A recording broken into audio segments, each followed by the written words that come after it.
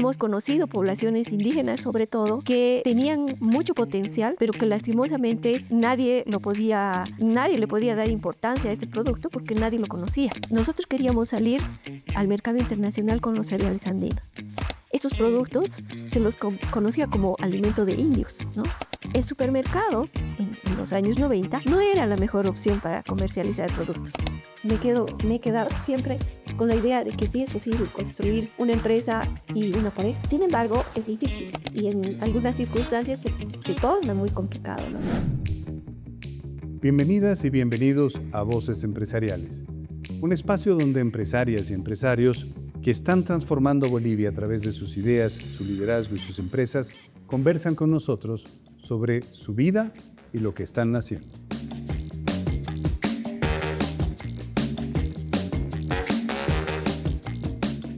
Hoy nos acompaña una mujer cuya vida y trayectoria son un testimonio de resiliencia, dedicación y un profundo compromiso con el desarrollo de emprendimientos sostenibles en Bolivia. Ella es Marta Cordero Llanos, una figura clave en la historia de Irupana, una empresa boliviana de alimentos naturales que bajo su liderazgo se ha destacado por su innovación y contribución al sector alimenticio, promoviendo productos como la quinoa, el amaranto y la cañagua. En 1990, Marta se unió oficialmente a Irupana, donde inicialmente aportó en la gestión administrativa y el desarrollo de productos. En 93, impulsaron la creación de la panadería integral El Chamillo, un pilar de la empresa. Tras el fallecimiento de Javier en 2012, Marta asumió la presidencia ejecutiva del directorio de Irupana, liderando las relaciones con clientes locales e internacionales, así como proveedores de materias primas y consolidando la exportación de productos como quinoa y amaranto. Marta tiene una pasión por el emprendimiento con impacto social y sostenible, creyendo firmemente en el potencial de las empresas para transformar comunidades. Pero en esta conversación no solo hablaremos de éxito. Vamos a conocer la parte humana, los retos y las decisiones que marcaron su camino. Bienvenida, Marta. Muchísimas gracias, Juan Carlos. Un gusto estar aquí con ustedes y muchas gracias por pensar en nosotros. He tenido el privilegio de acompañarte en una parte del desarrollo de Irupana en el directorio y ver lo difícil que es hacer una empresa que es capaz de transformar los productos bolivianos manteniendo su esencia y llevarlos al mundo como productos que son sanos, que son orgánicos, que tienen características únicas en su momento. Pero cuéntanos un poco más de esta historia, desde ese pan chamillo que es tan emblemático para Irupana hasta el desarrollo, los inicios de la empresa. Bueno, hemos tenido una primera época en la que realmente nos hemos dedicado al mercado local, como tú sabes. Hemos iniciado toda esta actividad con el café, que también es un producto emblemático porque ha nacido en Irupana, justamente, en la linda población de Irupana. Y a partir de ahí es que hemos empezado con la idea de poder transformar los productos de los grupos indígenas, sobre todo, y darles una forma comercial, una forma que sea actual en el mercado, en los mercados, en las circunstancias en las que veíamos. Entonces, hemos seguido este trabajo durante 35 años, ahora hemos cumplido 35 años de vida de la empresa, con muchos altibajos y también con muchos aprendizajes. Ahora, cuando empezaba Irupana en ese contexto, bien lo dices, se llama Irupana por el café que traían de la población de Irupana y los primeros productos que vendían para el mercado local. Pasión por los productos auténticos, de poblaciones auténticas, pero pasión también por la calidad y por ofrecerle al público un producto sano. Todo esto se basa en los valores que tú y Javier tenían y que han sostenido durante todo el tiempo en la empresa, que hace una diferencia con otras entidades cuyo principal objetivo era generar ganancias. Aquí, por supuesto, se necesita ganancias porque si no las empresas quiebran, pero había mucho más. Eso de dentro. Cuéntanos un poco acerca de esos valores, ese creer en Bolivia a su manera? En realidad, lo que queríamos, nosotros veníamos de una experiencia de militancia política, ¿no? Era una época, los dos somos frutos de una época en la que estábamos cuestionados por todo lo que pasaba en Bolivia y por lo hermoso también que era nuestro país y no lo mostrábamos al mundo. Entonces, el valor más importante creo que ha sido a partir de que ambos hemos conocido muy profundamente lo que son las culturas, ¿no? Hemos viajado mucho haciendo investigación social y hemos conocido poblaciones indígenas, sobre todo, que tenían mucho potencial, pero que lastimosamente nadie le podía dar importancia a este producto porque nadie lo conocía. Entonces, el hecho de poder darlo a conocer al mundo, a las ciudades, todo el potencial que tenía, los sabores, que no solamente era el sabor, era el saber, ¿no? Y entonces todo esto nos ha inspirado mucho a partir de que hemos hecho un trabajo que lo citaste, de la historia de Radio San Gabriel. Y allí teníamos un muy lindo equipo en el que reflexionábamos permanentemente sobre la validez de todo lo que estábamos nosotros investigando y cuánto iba a durar aquello, porque pensábamos, una de nuestras conclusiones era de que aquello, si no se lo trabajaba, si no se lo mostraba al mundo, podía morir. Y entonces la idea era que podamos recuperar algo de ese potencial que estaba a lo largo de todo el país.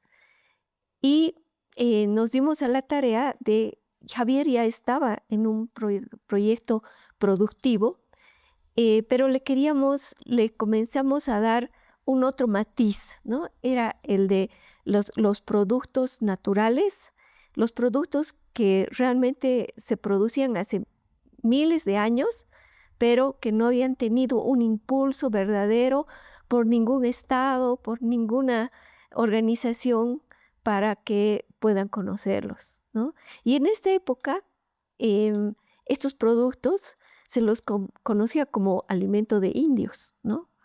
Yo me acuerdo que cuando yo hacía capacitación con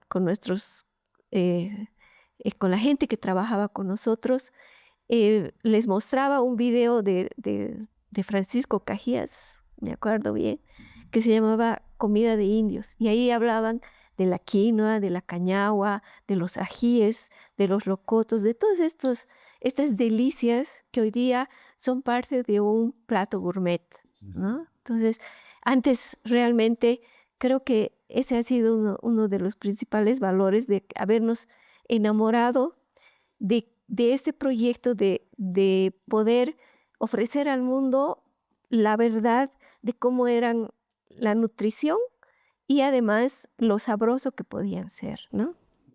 Qué increíble ese concepto de romper paradigmas, porque en la época en que ustedes estaban creando Irupana y avanzando en los conceptos, el café soluble era el gusto del café y el otro era un café que era el barato, el nacional, el que no tenía el mismo gusto que un café importado y soluble además, que quién sabe qué tenía dentro.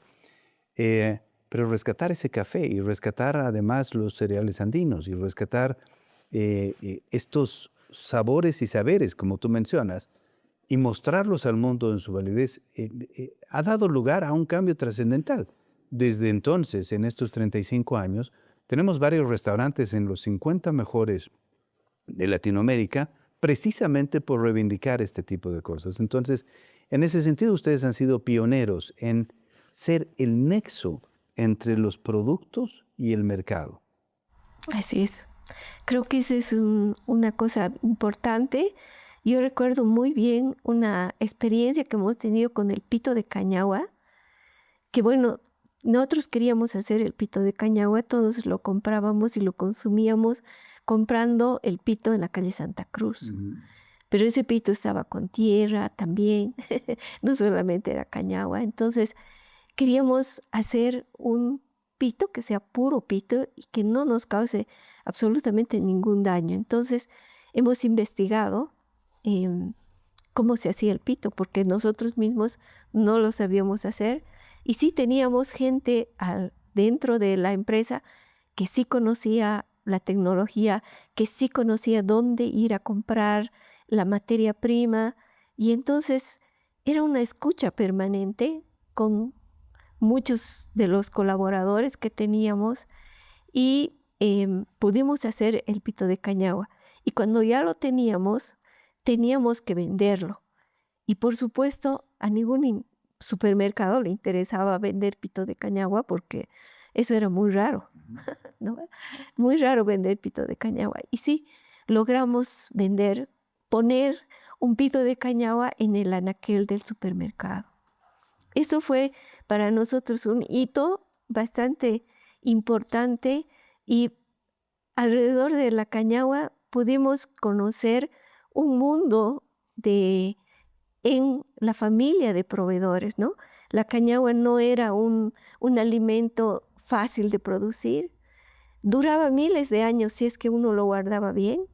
No tenía ninguna saponina y tenía una cantidad de nutrientes, pero fantástica. Entonces, realmente aprendimos mucho de la cañagua y fue uno de los hitos más emblemáticos que tenemos a lo largo de la historia de Irupana. Ya, es interesantísimo. La cañagua me decían, y esto es algo que aprendí de ustedes, que era uno de los cereales andinos que no se había logrado domesticar. Es decir, su producción en serie no es como la quinoa porque todavía falta investigación que se tiene que hacer en ese tema. Pero entrando en los cereales andinos, un momento clave de la empresa es cuando deciden entrar a la exportación. El mercado nacional tenía sus complejidades, el desayuno escolar tenía sus complejidades, y ustedes deciden entrar en el tema de la exportación y eligen la quinoa como el producto para salir. Cuéntanos un poco de esa experiencia, de salir al mercado internacional y aprender todo lo que eso implica.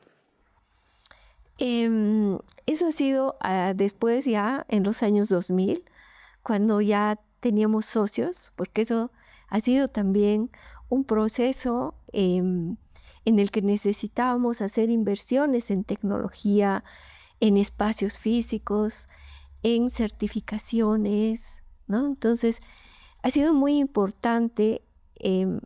Nosotros queríamos salir al mercado internacional con los cereales andinos, sabiendo que la cañagua, lo que tú indicabas hace un momento, el paquete tecnológico de desarrollo de la cañagua era todavía muy incipiente y sigue siendo hasta hoy, a pesar de la calidad nutricional. Entonces, iniciamos la exportación con amaranto. El amaranto es un cereal andino también que ya era conocido en el mundo. La quinoa todavía no tanto en ese momento. Comenzamos con amaranto y comenzamos con un metro cúbico de amaranto, ¿no? Un pallet y mandamos en un contenedor que teníamos que compartir con otros, y entonces ha sido complicado, ¿no? Hemos llegado a destino en alrededor de 2 meses. Nuestro cliente alemán, por supuesto, muy exigente. Habíamos cumplido con todo, solamente que nuestros tiempos eran demasiado largos, ¿no? En 2 meses mandar un producto era inadmisible. Entonces, ahí empezamos a ver que no podíamos mandar una cantidad muy pequeña, ni siquiera por temas de negocio, ¿no? Hacer un metro cuadrado, un metro cúbico no era un negocio para nadie, ni para los productores, ni para nosotros, ni para nadie. Era completamente ineficiente. Entonces queríamos realmente, ahí empezamos a ver que las cantidades que podíamos ofrecer tendrían que ser más. Lo que pasa es que en productores, porque nosotros teníamos productores de amaranto en Irupana, en Sucre, comenzamos a trabajar mucho más con productores, ¿no? en promover las certificaciones, la certificación orgánica en principio, y después el poder certificar en nuestra planta la inocuidad alimentaria. Entonces, hemos trabajado en varios ámbitos de manera paralela para poder realmente completar volúmenes que son los que en Bolivia todavía nos faltan y que entonces nos faltaban mucho más, ¿no? Entonces, después de la primera exportación, todavía hemos trabajado muchísimo más en poder tener los volúmenes necesarios, la tecnología que corresponda a esto, el lugar y todo este tema de la calidad, ¿no? Porque tú sabes que Bolivia siempre ha tenido trabas para la exportación, porque también eran trabas, pero a veces eran verdades. Primero, no cumplíamos tiempos, por eso que te digo, porque los volúmenes eran muy pequeños, y segundo, porque no cumplíamos los requisitos de calidad. Y entonces teníamos que abrirnos paso en un mercado en el que no éramos creíbles, no teníamos imagen como país exportador. Entonces había que ganarse esa imagen, ¿no? Y el ganarse esa imagen ha sido dura, ¿no? Hemos tenido que trabajar muchísimo en calidad, en ver agencias de navieras que nos ayuden y sobre todo también en vender, en que el mercado, en tener clientes que estén dispuestos a correr ese riesgo aparente, ¿no? Que podría haber sido en un principio. Pero y a mí lo que me fascina de todo este proceso es trabajar en todo lado. Es decir, por un lado había que generar la oferta de materia prima que tenga calidad, tenga el precio adecuado, venga en el tiempo adecuado y en la forma adecuada. Y eso era trabajar con las comunidades y explicarles por qué era necesario hacer algo que no sabían y no entendían por qué tenían que hacerlo, porque alguien lo estaba reclamando de otro lugar. Las certificaciones orgánicas, por ejemplo, es todo un proceso complicado. Y cómo falsificar una certificación tiene consecuencias no solamente para ese embarque, sino para la empresa y para la industria en total. Al otro lado, desarrollar los procesos productivos internos para que sean eficientes en costo y en tiempo y generen la calidad de exportación que se necesita. Y el tercero es entender los mercados y sus características, porque uno dice Europa, pero no es Europa. Cada país tiene normas diferentes, cada país tiene intereses diferentes y demás. Y trabajar ese proceso siendo una de las empresas pioneras, porque ahora hay muchas empresas que se han sumado sobre lo que ya se había construido. Ya Bolivia existía en el mapa, ya Bolivia era un exportador confiable, ya se sabía cómo se tenían que hacer ciertas cosas. Pero hablando de ser pioneros, y vamos a hablar después sobre este proceso difícil e interesante de recibir socios institucionales dentro de la empresa, pero quiero guardármelo para un poquito más tarde y volver a otro paso en que Irupana también fue pionera. Porque todos los que hemos estado, sobre todo en La Paz, hemos encontrado puntos de venta que tienen el nombre de Irupana, aunque no son propiedad de la empresa Irupana, pero que son el sinónimo de productos naturales y de calidad, por lo menos así lo eran en un tiempo en el cual si tú querías comprar de manera genérica se decía, no, pues anda a Irupana y compras y era un puesto. ¿Cómo se les ocurrió trabajar en esta cadena de concesionarios, digamos, de alguna manera de la marca para traer? Cuéntanos un poco sobre eso. Bueno, una estrategia comercial que nosotros utilizamos todavía en los años 90 fue el poder hacer tiendas, ¿no? El de tener una imagen corporativa, una personalidad como empresa a través de las tiendas. Y ahí poníamos toda nuestra oferta comercial porque el supermercado en los años 90 no era la mejor opción para comercializar productos. Primero porque eran productos como el pito de cañagua, que eran raros, que necesitaban que alguien explique, ¿no? Nosotros habíamos aprendido que teníamos que vender nuestros productos explicándole a la gente de qué se trataba.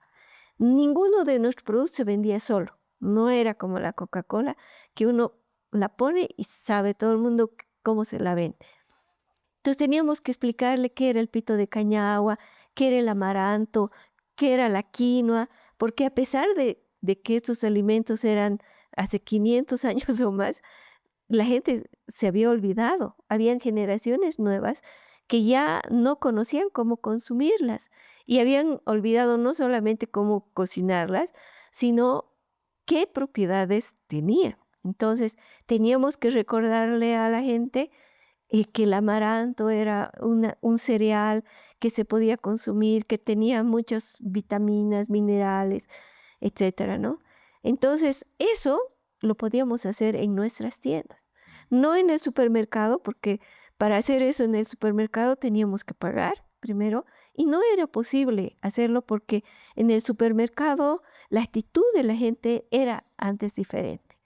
Entonces optamos por hacer nuestras tiendas y allá desarrollar esta estrategia comercial que estaba sobre todo sustentada en nosotros mismos, que estábamos investigando sobre los temas de nutrición, de comercialización, etc. Entonces, sin embargo, hubo una crisis económica muy fuerte en los años 96, 97. Teníamos 17 tiendas en todo el país, una cadena de tiendas Irupana que realmente eran muy interesantes. Teníamos más de 100 ítems en cada tienda, difíciles de administrar. Y la crisis económica nos dejaba sin utilidad porque teníamos costos fijos demasiado altos. Teníamos que además ejercer un control importante en cada tienda porque la persona que atendía la tienda llegaba tarde o no llegaba o había que limpiar y no limpiaba, etcétera, etcétera. Una serie de detalles que implica tener una tienda, ¿no? Tener una imagen corporativa costosa porque teníamos que uniformarla, queríamos mostrarnos como una sola imagen y eso era costoso. Y lastimosamente las tiendas no pagaban este costo. Entonces decidimos hacer un sistema por el cual los mejores empleados de las tiendas puedan ser los propios administradores de las tiendas. Y entonces a este sistema lo habíamos llamado las franquicias, ¿no? Eran unas franquicias criollas, porque nosotros no éramos dueños de los espacios, porque en cualquier franquicia la condición básica es que seas dueño de la tienda. Y aquí no éramos. Nosotros alquilábamos, pero teníamos muy buenos lugares donde estaban situadas las tiendas y teníamos la confianza de los dueños de casa, digamos así. Y entonces nosotros hacíamos un acuerdo con nuestros empleados de entonces, el dueño de casa, y entonces pudimos acceder a que sean ellos los que puedan administrar las tiendas. Y al principio fue una gran idea porque realmente uno puede administrar 1, 2 o 3 tiendas, pero administrar 17 tiendas ya era una cosa complicada. Ningún sistema, ningún ERP ya podía soportar esto, ¿no? Con 100 o con más ítems, porque además Irupana no solo quería vender productos de Irupana, sino que la idea era poder promover productos de la misma línea de Irupana, productos naturales, productos nacionales, productos con inocuidad alimentaria, que sean nacionales sobre todo, ¿no? Y promover una dieta de alimentación que nazca de Bolivia misma, ¿no? De calidad. Entonces, eso era difícil y se complicaba cada vez más. Entonces, esta ha sido una gran experiencia que lastimosamente no pudo seguir como la hubiéramos querido seguir porque se hicieron muchos ítems, la crisis económica nos golpeó muy fuerte, tuvimos que sacar algunos productos porque a nivel de costos habían productos que no eran rentables. Entonces teníamos que ir depurando nuestros productos y lastimosamente ya entonces teníamos que tener inversiones en producción para poder hacer un desarrollo de productos que fuera reemplazando a cada una de estos productos que sacábamos del mercado. Y ese proceso de hacer una depuración y también reemplazar era costoso. Y ya el país estaba en una crisis, el mercado local no podía lastimosamente pagar estos costos, no era un gran mercado, entonces ya comenzamos a ver que a pesar de que ya teníamos el modelo comercial, no lo podíamos sustentar desde la parte de la producción. Y claro, a ver, déjame ver si puedo resumir de alguna manera esta cronología. Un par de personas comprometidas con el país y con su cultura y con un amplio conocimiento de diferentes regiones y las características y los productos que se generan a partir de esas culturas, dicen, es necesario rescatar estos saberes y estos sabores para llevarlos a la mesa de las bolivianas, porque aquí está la nutrición de verdad, aquí está la salud de verdad. Dicen que somos lo que comemos y si no comemos bien, pues así nos va. Para hacer eso se genera una serie de productos ya industrializados, ya procesados, que tengan la calidad suficiente para rescatar estos insumos que se generaban en las comunidades y a partir de esa producción, de estos productos que se generaban, productos naturales y de calidad, se desarrolla una estrategia de comercialización en el mercado interno basado en cambiar una cultura de alimentos y atraer a la gente a los espacios para ayudarles, enseñarles qué cosas podrían comer y por qué deberían comer ese tipo de cosas, sumando productos de otras empresas que tenían características similares. Eran hechos en Bolivia y tenían esa búsqueda de lo natural, lo saludable en el proceso y convierten eso en un hito, en una marca. Las crisis sucesivas en el país nos hacen decir, esto no se sostiene solo acá, hay que mirar hacia afuera, y ahí viene la historia de la exportación que también hemos comentado. Ahora, todo esto suena pues maravilloso porque uno dice, wow, qué visionarios, qué capos, cómo lo han creado todo esto, y no saben lo que es el vía crucis de recorrer ese camino, aunque uno tiene la idea de cómo se debe hacer, hacerlo es diferente. Y ahí quiero hablar sobre dos temas. El primero, este concepto de gestionar en pareja, porque la gobernabilidad, la gobernanza de una empresa a veces es más complicada que las finanzas de una empresa. Y uno sueña con la empresa familiar, pero eso también tiene sus idas y vueltas en el proceso. Quería que nos comentes un poco de eso antes de entrar a tener socios de afuera. Sí, evidentemente la gobernabilidad en pareja es complicada. Tiene sus pros y también tiene contras, ¿no? Es un proceso muy hermoso porque yo por lo menos pienso que es posible. Me he quedado siempre con la idea de que sí es posible construir una empresa y una pareja. Sin embargo, es difícil y en algunas circunstancias se torna muy complicado, ¿no? Porque a veces se crean competencias que uno no las quisiera tener y de la empresa van a la casa. Y bueno, eso es lo que uno no quiere tener con la pareja, pues quiere crecer juntos, ¿no? Pero eso es difícil, ¿no? Y bueno, las personas, pues somos seres humanos y tenemos subidas y bajadas, momentos buenos y malos y por eso se torna muy difícil. No tenemos de repente la madurez necesaria en el momento preciso para enfrentar los problemas, ¿no? Pero también hay momentos muy hermosos en los que no solamente hemos vivido, digamos, del amor que no teníamos el uno con el otro, sino que hemos compartido una visión de país, de negocio diferente. Y eso también ha nutrido mucho la relación que teníamos como pareja. Entonces, cuando uno pone en la balanza, por lo menos mi balance, es que sí se puede, ¿no? Pero hay que estar listos para eso. Y este es un mensaje importantísimo para las personas que ven este podcast, porque la mayor parte de las empresas en Bolivia son empresas familiares y tiene cosas que son maravillosas, pero también enfrentan problemas que si no se tiene la madurez suficiente no se pueden superar y plantea un desafío adicional.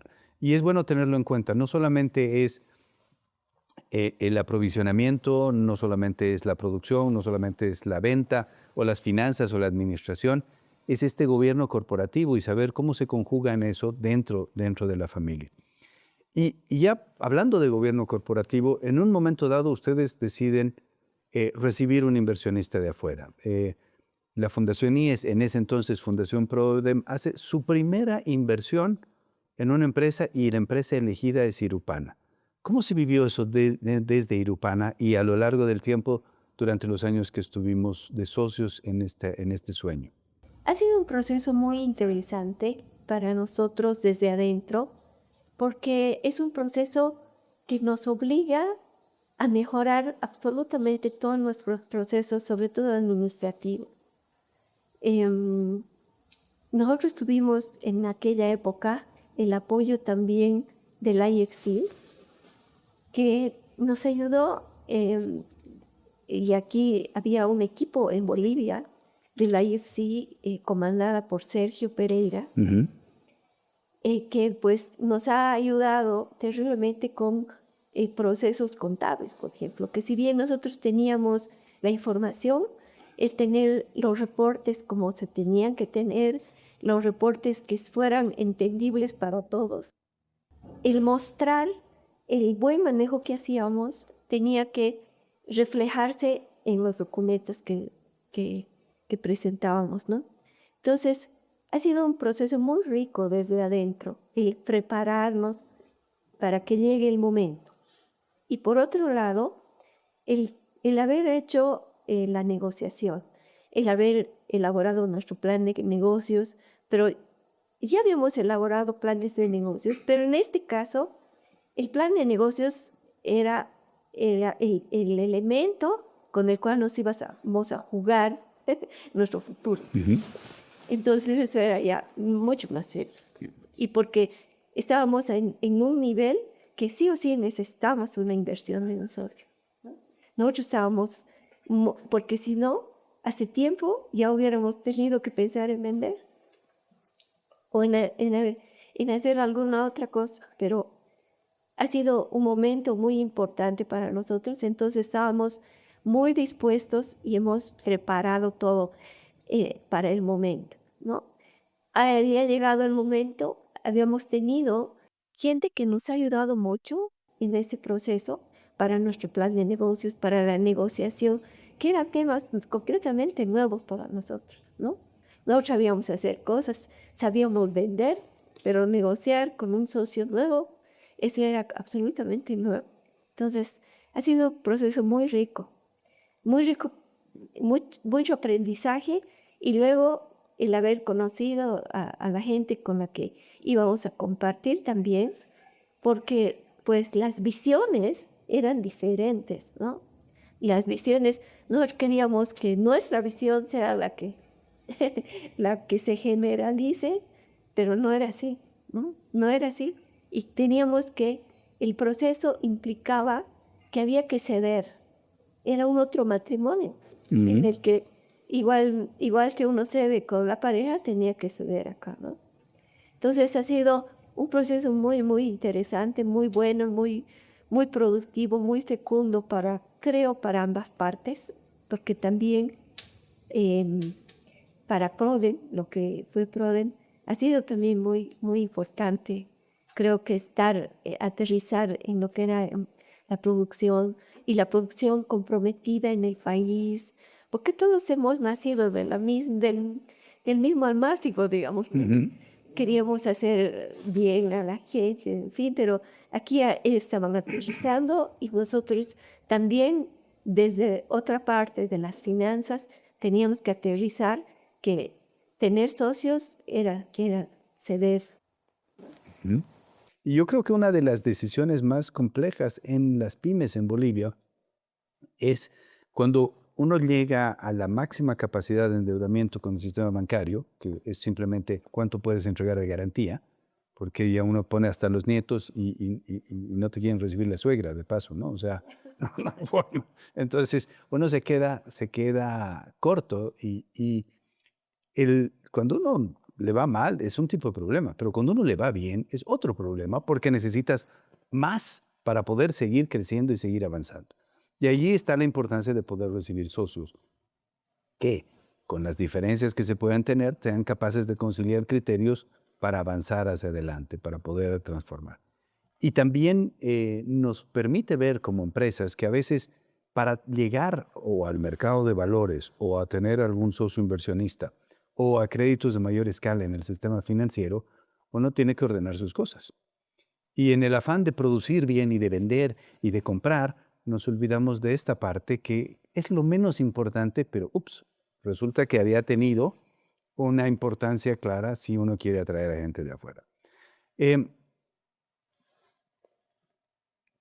Irupana y ustedes, tú, han sido realmente pioneras en muchísimas cosas, porque hoy día se habla de pymes y demás, pero no es lo mismo hablar hoy, en el año 2025, que hablar en el año 95, cuando el país estaba embarcado en otra situación y a partir de ahí una serie de crisis y cambios sucesivos que han afectado a la empresa, algunas veces a favor, pero la mayor parte en contra. Es decir, en Bolivia se dice que pasa todo pese a, no gracias a, ¿no es cierto? Y había que sobreponerse a eso.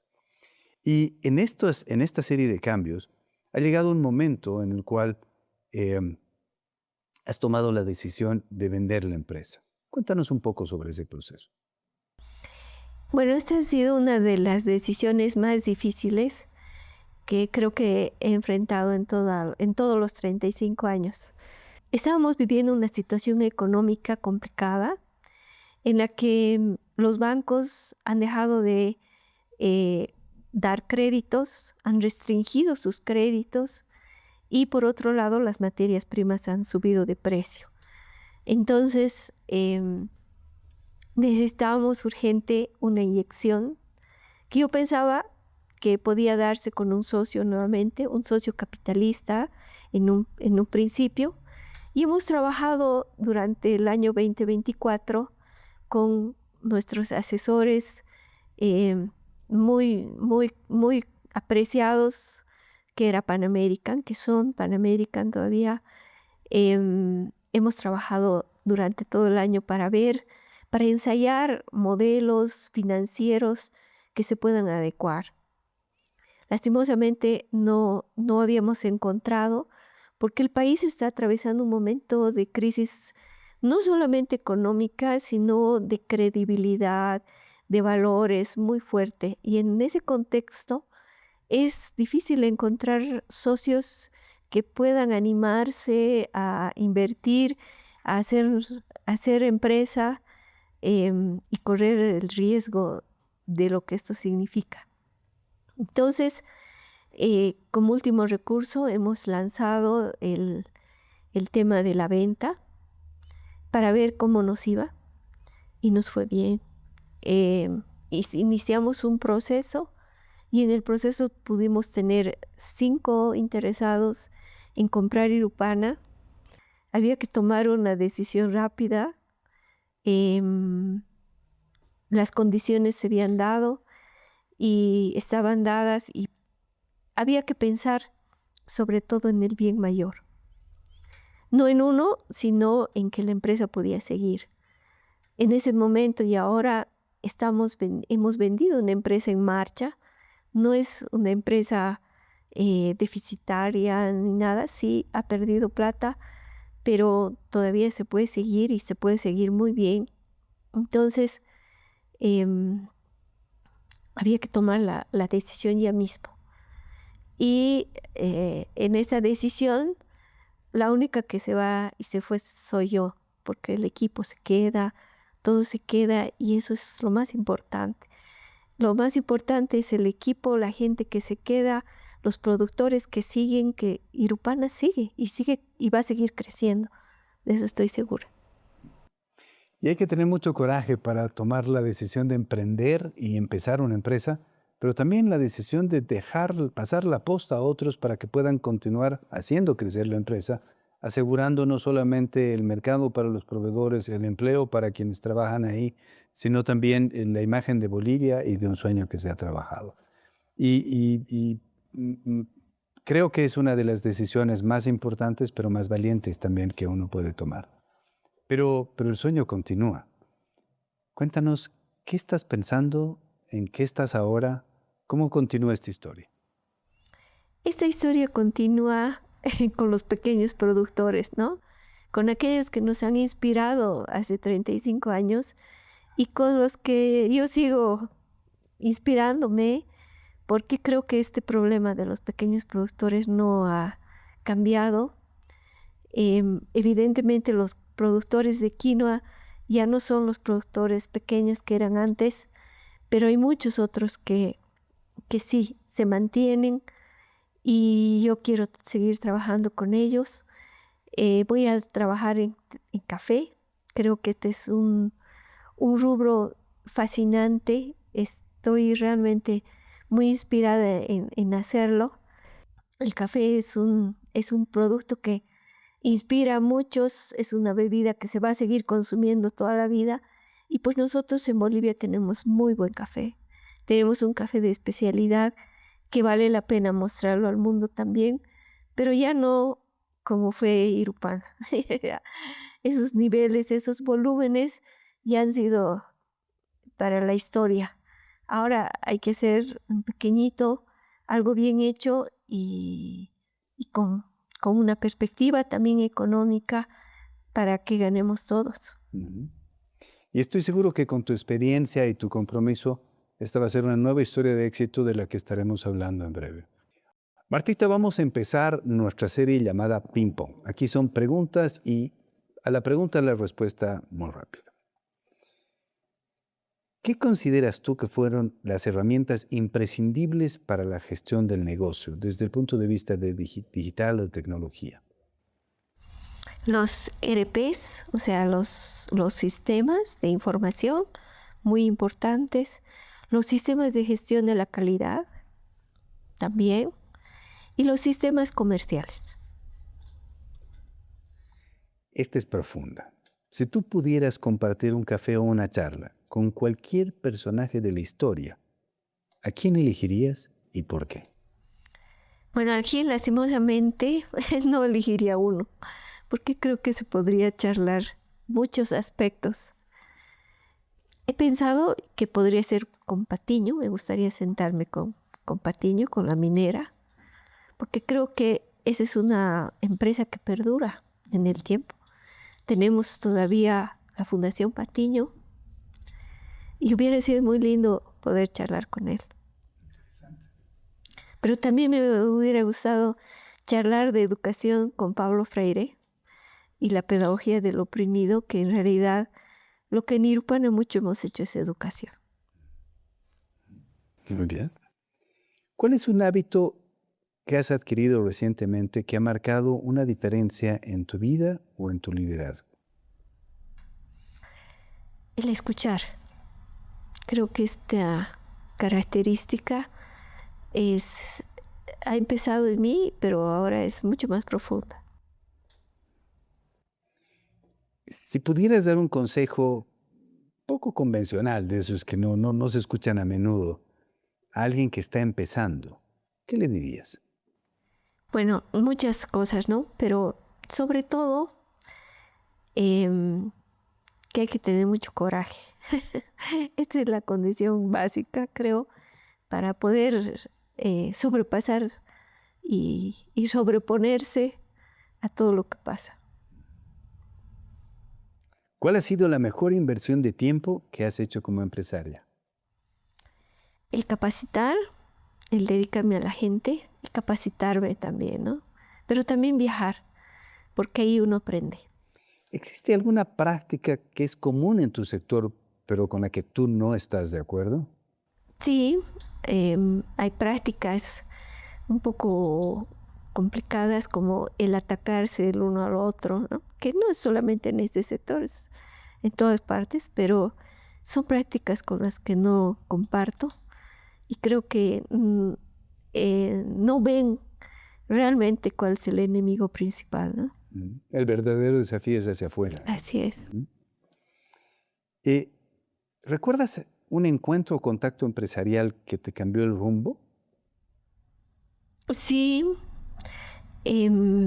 recuerdo que cuando nuestra tecnología ya no daba, porque la habíamos usado varios añitos, hemos ido a buscar.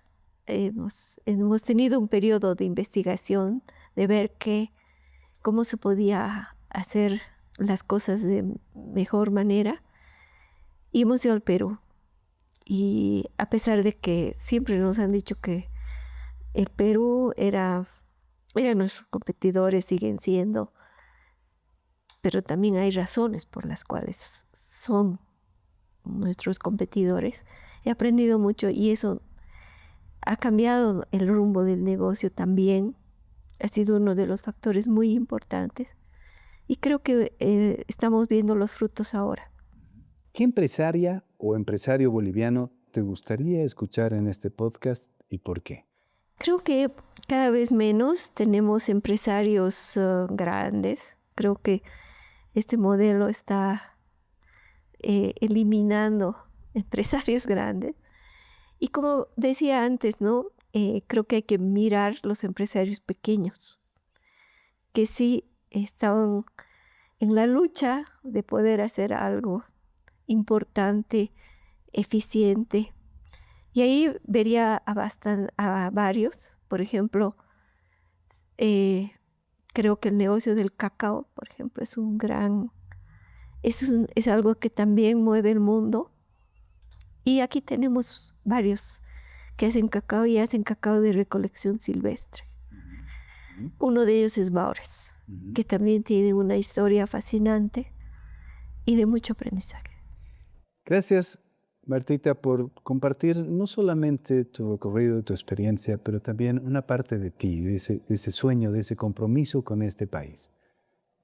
Necesitamos más gente como tú y necesitamos más gente que tenga ese coraje para jugarse, porque no es fácil hacer empresa, pero los países grandes son aquellos que tienen grandes empresas. Y a quienes nos escuchan, si esta historia los ha inspirado, los invitamos a compartirla, a seguirnos en nuestras redes y a dejar sus comentarios. Esto fue Voces Empresariales, un podcast producido por la Fundación IES, donde conversamos con quienes están construyendo el presente y el futuro de Bolivia, una empresa a la vez.